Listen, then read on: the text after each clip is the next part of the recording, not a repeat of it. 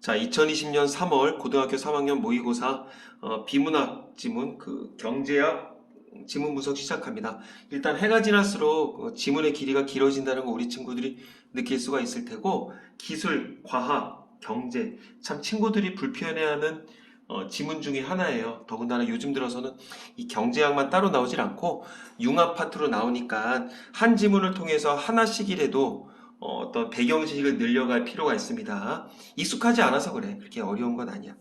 자, 일단 A 단락 묶여 있고요. 기억 물어보고 용어 물어보는 게 있나 봐. 그 다음에 그래프가 작게 있는데 우리 친구들 시험지에 크게 있겠지. 그 다음에 16번 조금 아까 촬영이 잘못돼서 다시 하는 겁니다. 자, 적절한 거 조세 본질과 어쩌저쩌 조세부가 효율성에 대한 고찰을 통해 조세부의 공평성에 대한 견해를 비교, 조세를 강제 징수하는 이유를 제시, 조세 관련 용어들의 개념 제시. 전체적인 설명 방법에 대해서 묻는 거구나. 그럼 이거 따로 생각할 필요가 없겠지. 쭉 훑고 나면 바로 답이 나와야 될 거야. 그 다음에 17번 윗글에 대한 이해로 적절하지 않은 것은 평균 세율, 실효 세율, 납세 부담액, 소득세, 세액 산출 시 과세 표준, 누진 세율 구조. 무슨 말인지 아무것도 모르겠죠? 그냥 넘어갈게. 18번 자, 한계효용과 소득 간의 상관관계. 자, 세로축과 가로축의 어떤 상관관계만 보라 그랬었고요. 일단 소득이 늘어날수록 한계효용은 줄어든다는 얘기네. 이게 어느 강의에선가 선생님이 얘기했었을 거야.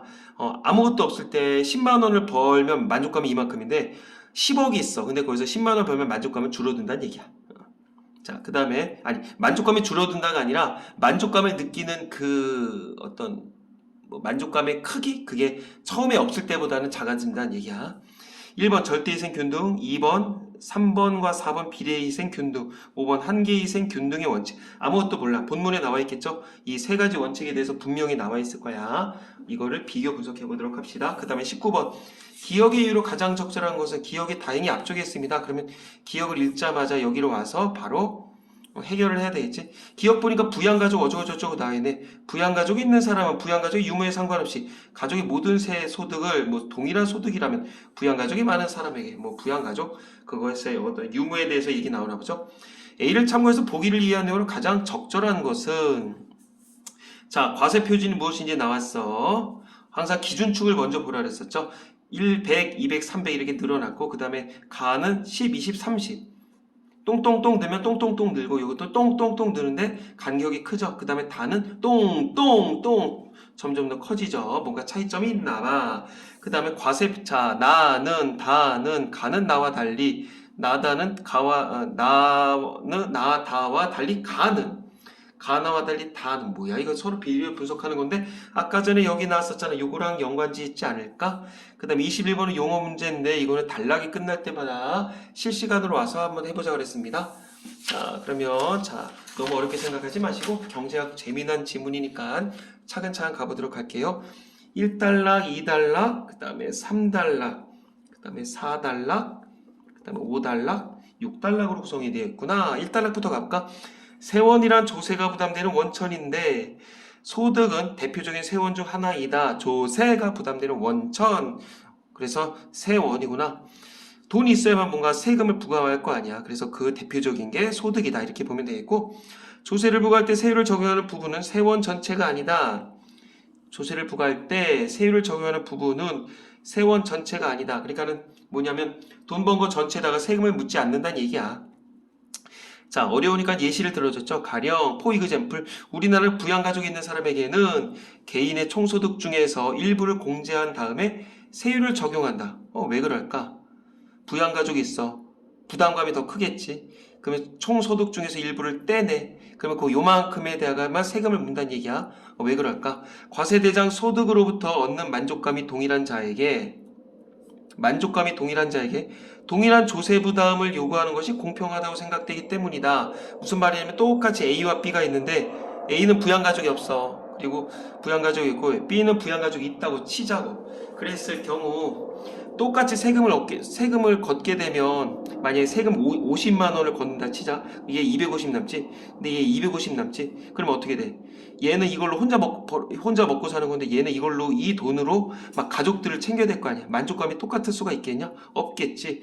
그래 얘는 똑같이 이제 둘 다 300만 원을 벌었을 때 얘는 250만 원 아니 50만 원을 세금을 제하고 250만 원을 받는다 치자. 그럼 얘는 300만 원에서 얼추 한 30만 원을 까고 270만 원에 대한 세금을 문다는 얘기야. 그러니까 얘는 만족도가 거의 비슷해지겠지. 자, 개인의 총소득에서 공제를 한 다음에 세율이 적용되는 소득을 과세표준이라 한다. 세금의 표준이라고 한다고? 오케이. 스탠다드인가 봐. 자, 그리고 납세 부담액, 즉 세액을 납세 부담액이라고 하는구나. 과세표준에 세율을 곱함으로써 산출된다. 자, 일단 벌써 쪼른 친구들 있죠? 자, 산출된다 용어 한번 슬쩍 가볼게. 일단 21번에 1번 맞죠? 자, 그러면 아직까지는 뭐 시험 보는 거 아니니까 차근차근 정리를 해보고 가보도록 할까? 과세표준은 뭘 갖다 과세표준이라고 한다? 총소득에서 얼추 제하는 거야. 제껴줘. 그 다음에 그 남은 금액에 대해서 세율이 적용되는 소득, 이걸 우리가 과세표준이라고 했었고, 자, 세액은 어떻게 구한다? 과세표준. 세액은 과세표준에다 뭘 곱한다? 세율을 곱한다. 세율을 곱해서 세액, 세금, 납세 부담액. 이것도 뭐라 그랬어? 납세 부담액이라고 얘기했죠. 또 뭐 글씨 안 보여 그런 얘기 할 필요가 없잖아. 내용 있는 거 고스란히 적은 건데. 자, 납세자 부담의 세액을 결정하는데 활용되는 세율은 한계 세율이다. 그러니까 이거를 결정할 때 활용되는 요 세율, 요게 한계 세율이래. 요게 한계 세율이라고. 한계 세율이래. 자, 한계 세율이란 세액의 증가분이 과세표준의 증가분에서 차지하는 비중을 말한다. 아주 친절하게 설명해주고 있는데 세액의 증가분을 과세표준의 증가분으로 나눈 값이다. 무엇이? 한계 세율은 어떻게 구하라고? 세액의 증가분, 즉 델타 세액을 과세표준의 증가분으로 나눈 값이다. 델타 과세표준. 델타 과세표준으로 하면 한계 세율이 된대. 이 밖에도 세율에는 세액을 과세표준으로 나눈 값인 평균 세율, 세액을 과세 이전 총소득으로 나눈 값인 실효세율 등이 있다. 아, 세율에 세 가지가 있구나. 이거 분명히 물어보겠지. 평균 세율은 어떻게 구한다? 자, 세액 나누기 과세표준. 세액 나누기 과세표준이 되어 있고, 실효세율은 어떻게 구한다? 세액 나누기 세 개 다 세액으로 나누는 건 맞아. 근데 한계 세율 같은 경우는 델타 세액으로 기준으로 하는 거겠고, 평균 세율이나 실효세율 같은 경우는 일단 세액을 나눈다. 근데 실효세율 같은 경우는 이걸 무엇으로 나눈다? 과세 이전의 총소득으로 나눈다. 그러면 딱 보자마자 평균 세율이랑 실효 세율은 좀 비교해 볼 필요가 있겠지. 뭘까? 과세 표준이라고 하면 여기서 뭔가를 제낀다 그래서 공제를 한다 그랬단 말이야. 근데 과세 이전의 총소득이래. 자, 분모가 이게 더 크겠지. 위에 분자는 똑같으니까 결국 평균 세율이 클까? 실효 세율이 클까? 그치? 결국 결론적으로는 평균 세율이 클 수밖에 없겠지. 그 정도는 여기까지만 보고 나면 바로 답을 구할 수 있을 것 같아. 자, 2달러. 다음 예를 통해 세율에 대해 이해해보자. 어려웠었는데 친절하게 또 예시 들어주네. 소득세 세율이 과세 표준 금액 1천만 원 이하는 10%, 1천만 원 초과 4천만 원 이하는 20%라 하자.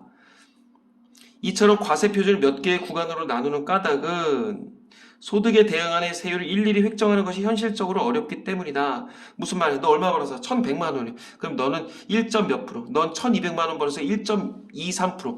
너는 1,300 벌어서 1.234%. 그러면 복잡하죠? 이렇게 덩어리로 끊는 거야. 자, 우리 왜 그 교통카드도 뭐 청소년, 그 다음에 일반, 그 다음에 노인으로 구성되잖아. 넌 17살이니까 1,230원, 그 다음에 18살이니까 1,250원. 이딴 식으로 나눈 건 아니겠지?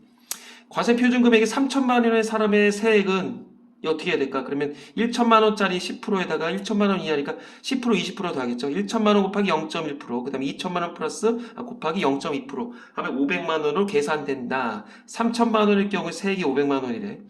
이 경우 평균 세율은 약 16.7%가 된다. 평균 세율을 어떻게 구하랬어? 세액이라 했었지.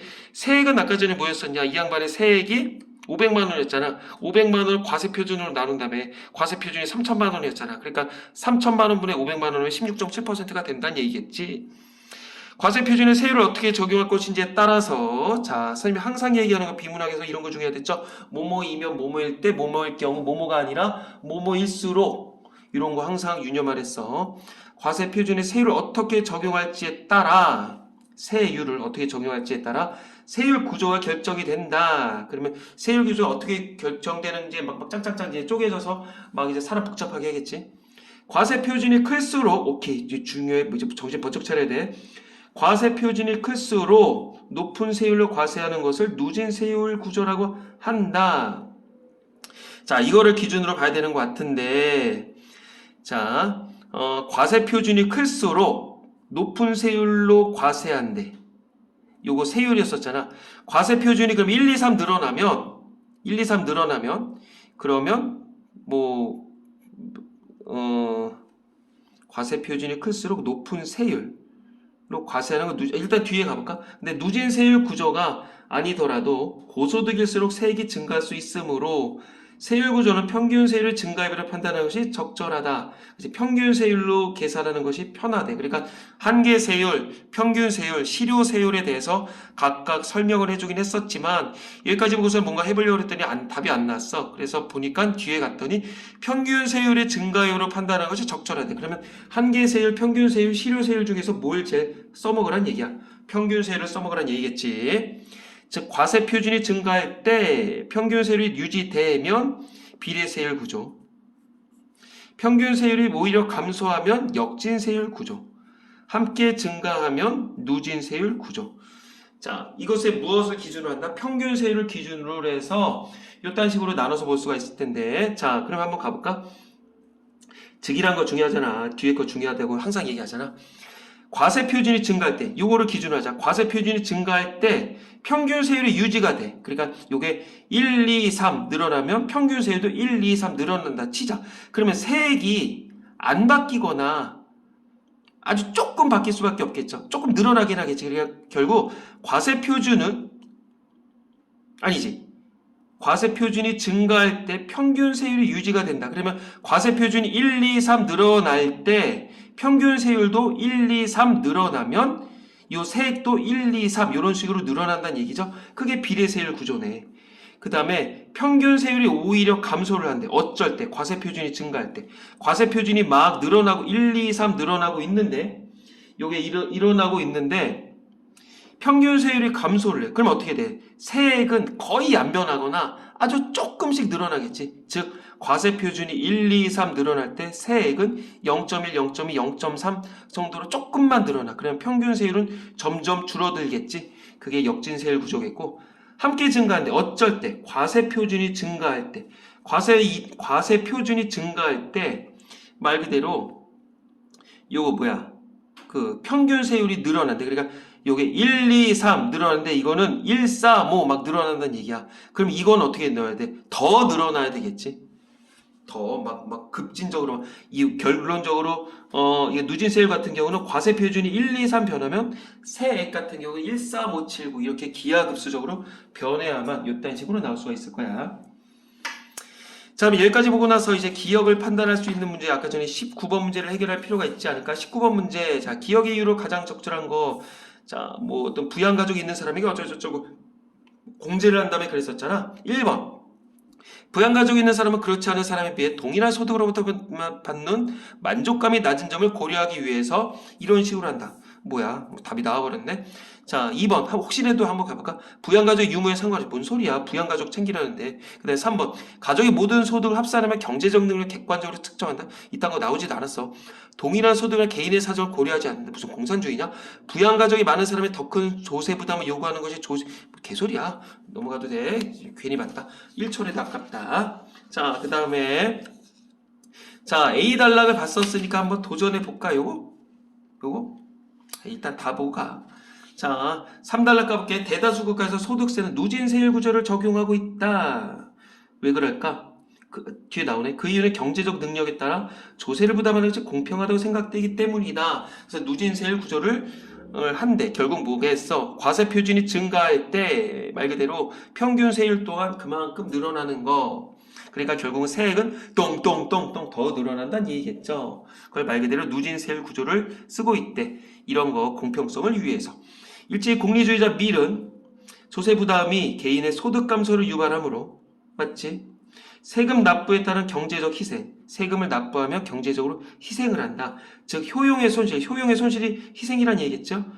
이게 균등해야 공평하다고 봤다. 이를 균등희생 원리라고 하는데 이거 아까 전에 어디 뒤에서 무슨 문제에서 봤던 것 같은데 미래 이러한 주장은 후대 학자들에 의해 누진세율 구조를 옹호하는 근거로 활용됐다. 아까 전에 이거 무슨 희생 원리 나왔던 게 몇 번이었냐? 그치 이거였죠. 18번에 보면 절대희생, 비례희생, 한계희생 요딴 얘기가 나왔었는데 여기서 우리가 힌트를 얻을 수가 있을 것 같아. 자, 무슨 말이냐면 경제적 희생, 즉 효용의 손실이 균등해야 된다. 그러니까 어떤 소득 여부의 소득의 그 많고 적음에 따라서 이 희생하는 감도가 다르다는 얘기야. 만약에 100만 원을 버는 사람이 세금을 10만 원을 냈어. 그거랑 1000만 원을 버는 사람이 10만 원을 냈어. 어떤 스스로 느끼는 뭔가 어떤 위기감, 그게 뭐가 더 크겠냐? 100만 원을 버는 입장에서 10만 원을 세금으로 냈었을 경우 그 효용의 손실을 더 크게 느끼겠지. 10만 원이나 나갔어. 이렇게 느끼겠지. 그걸 희생이라고 봤다는 얘기야. 그러면 똑같아야 되겠지. 그래 결국은 100만 원 버는 사람한테 10만 원, 그 다음에 1억 버는 사람한테 뭐 100만 원 이런 식으로 해서 균등하게 희생하는 감도를 느끼게 한다. 이게 균등희생 원리라는 거야. 여기서 희생이라 이 제기라 또 얘기해주네. 세액 자체가 아니라 납세로 인한 총효용의 감소분이다. 오케이.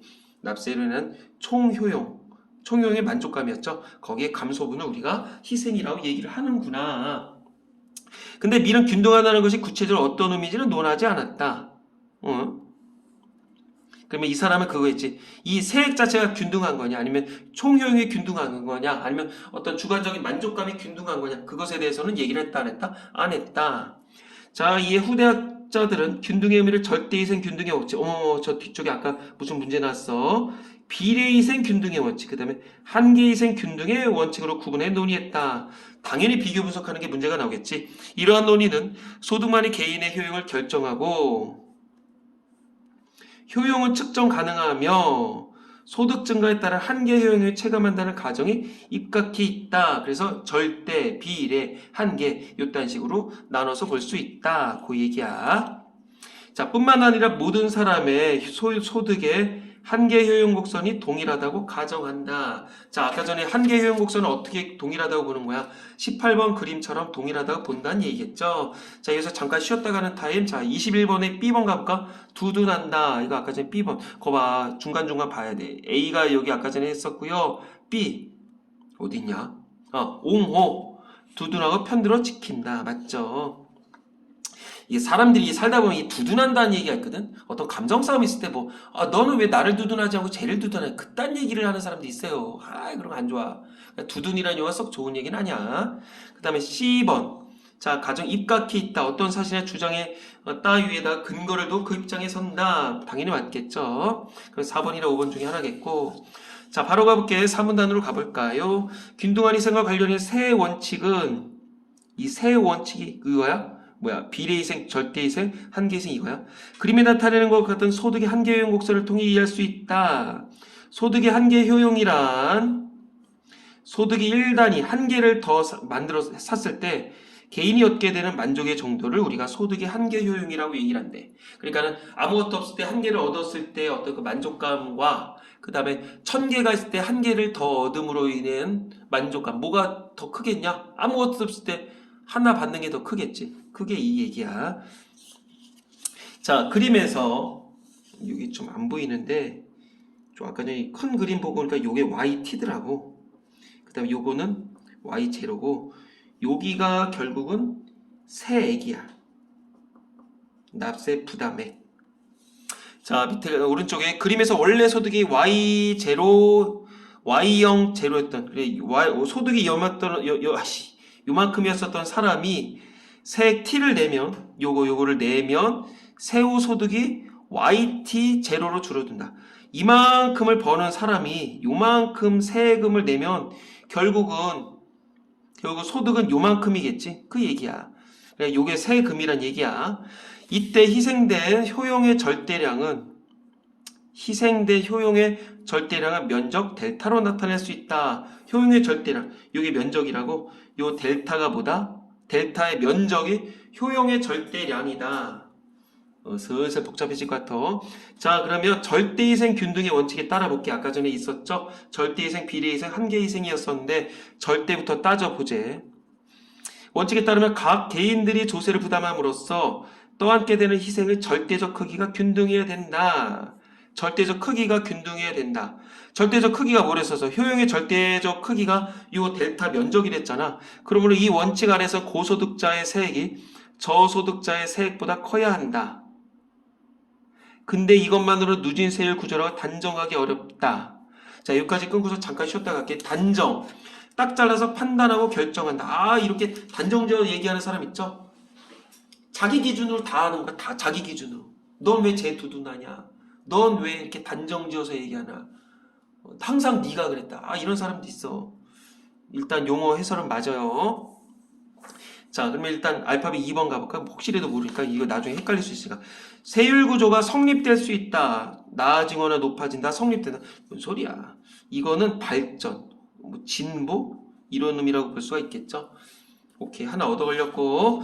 자, 다음에 가볼게. 그럼 결국은 아까 전에 요 면적이 있었잖아요. 요 세액의 면적이 결국은 그 효용의 절대량이라고 했었거든. 그러면 절대 희생 균등의 원칙에 따르면 이 떠안게 되는 희생, 이 희생이 뭐였었어? 아까 전에 효용의 손실액이었잖아. 이게 절대적 크기에 균등해야 되는 거니까 결국 이 면적이 같아야 된다는 얘기지. 그러니까 절대 희생 균등의 원칙에 따르면 뒤에 그림을 간략하게 나타내면 오른쪽으로 갈수록 소득이었잖아. 이렇게 그림이 있고, 돈을 이만큼 번 사람이랑, 돈을 이만큼 벌어서 이만큼 세금 내서 이만큼을 세금을 내서 이만큼을 번 요 사람의 면적이랑 요만큼 벌고 요만큼 세금으로 내서 요만큼 번 사람, 요 면적이 어때야 된다? 요게 같아야 된다는 얘기야. 그러니까 요게 요만큼의 길이가 세액이었잖아. 그러니까 돈을 훨씬 많이 번 사람이 세금을 더 많이 내겠지. 이렇게 표현하면 될까? 자, 절대희생 균등 원칙 아래에서 소득 1% 증가할 때 한계효용은 1% 이상 감소할 정도로 한계효용의 효용 곡선이 가파른 기울기를 가져야만 누진세율 구조가 성립될 수 있기 때문에, 그래서 무조건적으로 저소득자의 세액보다 커야 되고 이것만으로도 누진세율 구조라고 단정하기 어려워. 근데 이것도 무슨 말인지 모르겠는데요. 뒤에 가볼까? 극단적으로 생각을 해보자. 한계효용 곡선이 체감하지 않고, 한계효용 곡선은 우하향의 그래프였잖아. 근데 이게 내려가질 않고 가파른 길기가 0이라면 절대희생 균등의 원칙 아래서 모든 개인이 동일한 세액을 부담해야 돼. 그래서 누진세율 구조를 충족시킬 수 없는 것이야. 결국 이 말은 무슨 말이냐면 기울기가 0이래. 그럼 이렇게 돼야 되는데 말 그대로 기울기가 0이라 치자. 그러면 기울기가 빵이야. 그러면 돈을 많이 번 사람, 세금 내기 전 세금 낸 후 요 면적이란 돈을 적게 번 사람, 요만큼 벌고 요만큼 세금 낸 사람, 요게 면적이 같아. 안 된다는 얘기겠지. 자, 여기까지가 이른바 흔히 얘기하는 어떤 절대희생 균등의 원칙에 대해서 얘기했고, 그러면 다음에 뭐가 나오겠냐? 이제 비례희생 균등의 원칙에 대해서 나오겠죠. 자, 그럼 가볼까? 따르면 과세 이전 총소득으로부터 얻는 총효용에서 납세료나 총효용의 상실, 즉 희생이 차지하는 비율이 모든 개인에게 동일해야 된다. 이건 뭐야? 어떤 이 면적으로 보는 게 아니라 그 과세 이전의 총소득에서 얻는 총효용에서 납세로 인해서 효용이 상실할 거 아니야. 납세가 점점 늘어날 수도 있겠고, 그 희생이 차지하는 비율이 모든 개인에게 동일해야 된다. 아직까지 모르겠어? 이는 그림에서 면적 델타를 알파 플러스 델타로 나눈 값인 효용의 희생 비율이 모두 똑같아야 한다는 것을 의미한다. 그러니까 결국 뭐겠어? 자, 알파 플러스 델타를 베타를 알파 플러스 베타 요거 어떤 그 세의 면적이었었잖아. 여기 무엇의 면적이었었니? 아까 효용의 절대량을 희생이라 했었고 그 면적이라 했었잖아. 이거를 전체적인 면적, 어떤 세금과 내 전체의 소득으로 인한 그 만족감의 합, 이 면적으로 나눈 값인 효용의 희생 비율이 모두 똑같아야 된다는 것을 의미한다. 이 원칙 아래서 누진세율 구조는 소득의 한계효용 곡선이 체감하는 모양이긴 하지만 체감하는 모양이기만 하지만이 아니네. 하다면 이루어질 수 있다.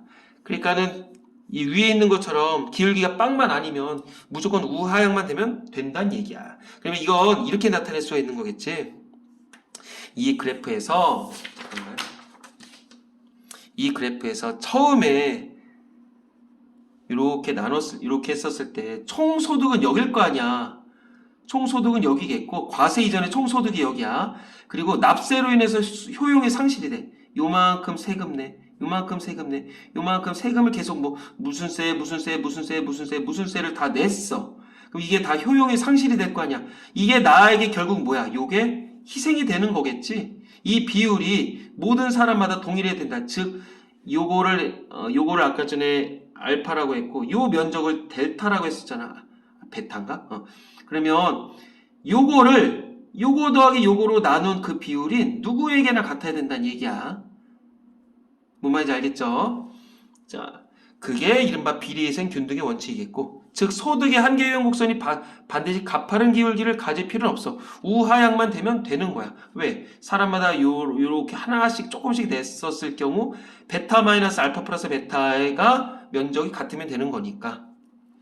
즉 비례희생 균등의 원칙 아래에서 만약 한계효용 곡선의 기울기가 0이라면 비례세율 구조가 될 것이다. 그치? 이거는 밑줄 쳐놓을게. 똑같아진다는 얘기겠지. 자, 그러니까 결국은 누진세율 구조 위로 다시 한번 가볼게. 이 원칙 아래서 누진세율 구조는 소득의 한계효용 곡선이 체감하는 모양이기만 하면 된다. 그치? 누진세율 아까 전에 여기 어디서 얘기했었지? 함께 증가하는 거였었지. 그러면서 우리가 평균세율을 계속적으로 중요시하다고 봤었잖아. 그 얘기라고 보면 될 것 같다. 자, 용문 나가볼게. 한계희생 균등의 원칙에 따르면 이제는 한계희생이래. 과세 이후에 얻는 한계효용의 크기가 모든 개인에게 동일해야만 된다. 이건 또 무슨 말이야? 자, 그림에서 조세 부담의 마지막 단위에서 발생하는 조세 부담의 마지막 단위에서 발생하는 한계효용은 선분 YTS의 길이다. 요거 길이라고 YTS의 길이로 나타낼 수 있다. 한계희생 균등의 원칙에 따르면 이 길이가 모든 사람에 같아지도록 해야 된다. 요 YTS의 길이가 같아져야 된다고? 그 결과 과세 이전의 소득 수준에 관계없이 모든 계열이 동일한 효용의 크기를 가지게 된다. 이걸 어떻게 해야 되냐? 그러니까 결국 YTS는 안 변한다는 얘기 아니야. 그럼 이건 이걸 것 같은데? 이렇게 한계효용 곡선의 그래프가 있어. 소득과 말 그대로 세로축은 아까 전에 똑같이 이제 한계효용이겠지. 근데 이 상황에서 이 YTS의 길이가 결국 뭐였었어? YTS의 길이가 조세 부담의 마지막 단위에서 발생하는 한계효용이었잖아. 이게 길이가 같대. 그리고 이거 안 변한다는 거 아니야. 그러니까 소득이 A만큼 벌었던 사람은 요만큼 세금을 내면 되고 B만큼 번 사람은 이만큼을 내야 되고 C만큼 번 사람은 이만큼을 내야 돼. 그러니까 결국 A와 B와 C의 만족감은 같다 다르다. 그치? 동일한 효용의 크기를 갖는다. 그 얘기겠지. 그래서 따라서 한계희생 균등의 원칙을 적용하면 고소득일수록 매우 무거운 조세 부담이 요구된다. 그치? 고소득일수록 이만큼의 세금을 내야 된다는 얘기겠죠. 그게 한계희생 균등의 원칙이겠지. 자, 맞나 모르겠다. 일단은 쌤 입장에서는 지금 제일 더 이상은 쉽게 설명 못해.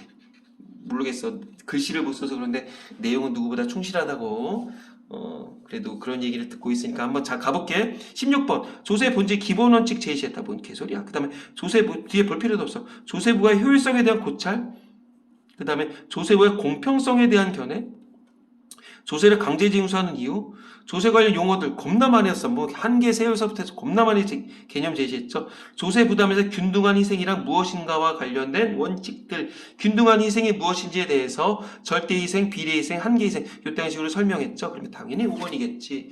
이거 틀리면 사람이 아니다. 그 다음에 자 17번 가볼게. 윗글에 대한 이해로 적절하지 않은 것은 1번 일반적으로 평균 세율보다 실효 세율이 더 낮다. 아까 전에 처음에 얘기했었을 거야. 평균 세율을 구하는 원칙과 그 다음에 실효 세율을 구하는 원칙이 있었는데 실효 세율을 구할 때 원칙에서의 어떤 분모가 더 컸죠. 그러니까 당연히 1번은 맞다 틀리다. 당연히 1번은 맞다.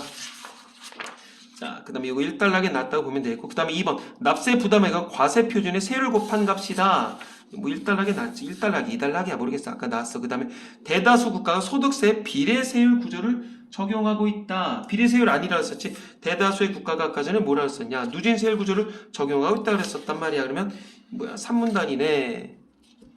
네, 4번 세액 산출 시 과세 표준을 몇 개의 구간으로 나눠 세율을 적용할 수 있다며. 왜 1,000만 원 이하 2,000만 원 이상 이문단이었냐 모르겠다. 그 다음에 누진 세율 구조인지 여부는 과세 표준이 증가할 때 평균 세율이 증가하느냐를 판단할 수 있다. 자, 한계 세율, 평균 세율, 실효 세율 중에서 평균 세율이 제일 중요하다고 아까 전에 얘기했죠. 그래서 과세 표준이 증가할 때 평균 세율이 똑같이 늘어나면 어쩌고저쩌고. 그래서 이것에 따라서 비례 세율 구조, 역진 세율 구조, 누진 세율 구조 세 가지로 분석을 해서 나눴었어. 그 다음에 5번 누진 세율 구조인지 여부는 과세 표준이 증가할 때 평균 세율이 증가하느냐로 판단할 수 있다. 이것도 똑같이 이 문단에 놨죠. 그래서 당연히 3번이겠지. 18번 가볼게. 적절하지 않은 것은 자 갑과 을의 소득에 따른 한계유형 곡선이다. 갑은 지호만큼의 소득을 얻었다. 요게 갑이야. 그 다음에 을은 A요만큼 요게 을의 소득이야. 을이 더 고소득자야. 한계유형은 누구든지 체감을 해. 절대희생 균등의 원칙에 따르면 자 절대희생 균등의 원칙에 머리가 팍팍팍 돌아가야 되겠지. 그럼 요 면적이 똑같아야 된다는 얘기야. 만약 한계유형 곡선이 체감하지 않고 길이가 0이라면 갑과 을은 동일한 세액을 부담해야 된다. 어머 맞아 틀렸어. 맞죠? 그 다음에 2번 절대희생 균등의 원칙에 의하면 선생님이 여기서 그렸었던 요대로겠죠. 그럼 갑과 을이 내야 할 세액이 각각 GH와 AB라면 GH와 AB라면 GHIJ 요거 계속 이런 얘기 나올 것 같아. 요 면적 A, 요 면적 B, 요 면적 C, 요 면적 D, 요 면적 알파벳 E로 해놓게 이게 나을 것 같은데 이 뭐야 GHIJ 요거 B랑 그다음 ABCD 이 면적이 같아지도록 GH와 AB의 크기를 결정해야 된다. 그쵸? 당연하죠. 요 면적이 아까 전에 뭐라 했었다? 이게 결국 여기서 따지는 어떤 효용의 절대량이라고 그랬었죠. 그러니까 당연히 맞네요. 자, 그 다음에 3번. 비례희생 균등의 원칙에 의하면 비례희생은 어떻게 했었다? 그쵸? 요거 델타를 알파 플러스 델타로 나눴을 때 이게 모두 똑같아야 된다 그랬죠. 그러면 비례희생으로 했었을 경우 의뢰 효용은 더 고소득자잖아. 희생 비율을 AEFD